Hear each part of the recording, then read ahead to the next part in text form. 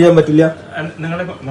അല്ല മൊബൈലല്ല, ഞാൻ ഇങ്ങനെ ഒരു എമർജൻസി കേസായിട്ട് ഞാൻ റൈഹാനയിൽ വന്നിട്ട് ഇപ്പാന്റെ ഒരു മിനിറ്റ് ഞാൻ ഓക്കെ സാർ ഇവിടെ ഉണ്ടായിക്കൊണ്ട് സാർക്ക് കൺസൾട്ട് ചെയ്യാൻ പറ്റൂല്ലേ? സമാധാനപരമായിട്ടാണ് ഞാൻ പറഞ്ഞത്. അവിടെ ഞാൻ സമാധാനപരമായിട്ടാണ് ഞാനവിടെ കാര്യങ്ങൾ അവതരിപ്പിച്ചത്. വേണ്ടേ? പിന്നെ ഏത് ടൈം ആയിക്കോട്ടെ ഡോക്ടർ കൺസൾട്ടിംഗ് എമർജൻസി കേസ് വന്ന് നിങ്ങൾക്ക് അറ്റൻഡ് ചെയ്യാൻ പറ്റില്ല. ഏത് പിന്നെ പ്രൈവറ്റ് ഹോസ്പിറ്റലിൽ നമ്മളൊക്കെ സാധാരണ ഡോക്ടർമാരെ കാണുന്ന ദൈവങ്ങളായിട്ടല്ലേ. ഇയാള് കണ്ടത് നിങ്ങൾ സിജരാജ് എന്നാണ് ഈ ഡോക്ടറിൻ്റെ പേര്.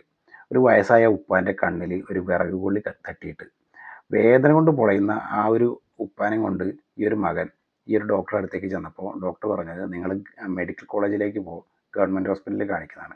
അതിന് കാരണം എന്ന് പറഞ്ഞാൽ ഇയാളുടെ OP ടൈം കഴിഞ്ഞു എന്നുള്ളതുകൊണ്ടാണ്. അതും നൂതന സാങ്കേതിക വിദ്യകളുള്ള ഈ ഒരു ഹോസ്പിറ്റലിലാണ് കേട്ടോ.